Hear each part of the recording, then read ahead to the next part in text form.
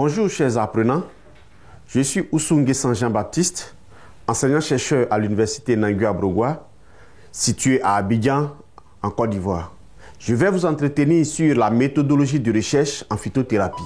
En Afrique, plus de 80% de la population font recours à la médecine traditionnelle pour résoudre leurs problèmes de santé, d'où la richesse de la pharmacopée africaine qui est due à la diversité des groupes humains, de langues, de coutumes et surtout des caractéristiques écologiques des régions. Il n'y a pas de hameau, de village, qu'il soit petit, qu'il n'y ait pas de guérisseur traditionnel ou de praticien de la médecine traditionnelle.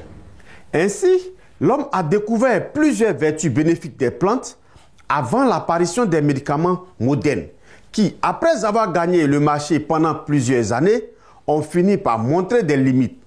C'est le cas des traitements du VIH et de certaines pathologies spirituelles. À l'heure actuelle, où l'humanité fait face à des maladies de toutes sortes et où la prise en charge des questions sanitaires se révèle être un véritable problème de société, surtout dans les pays en voie de développement, un recours aux ressources locales facilement disponibles constituerait une véritable solution pour faire face à ce problème, d'où l'utilisation des plantes médicinales. Cependant, il n'est pas rare de constater des effets toxiques de certaines plantes médicinales. Il faut donc une maîtrise des méthodes de recherche et de conception des phytomédicaments par les acteurs que vous êtes. L'objectif de la formation est que l'apprenant soit capable de fabriquer des médicaments traditionnellement améliorés et de bonne qualité.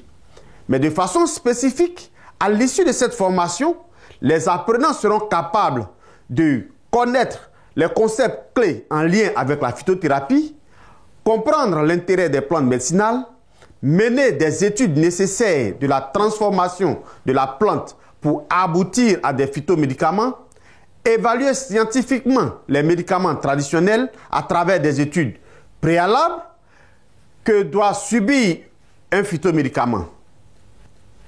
La formation est assurée par une équipe d'enseignants spécialistes de pharmacologie et de phytothérapie de l'université Nangui Abrogwa. Et cette formation durera 24 heures et se fera en 6 semaines à raison de 4 heures par semaine.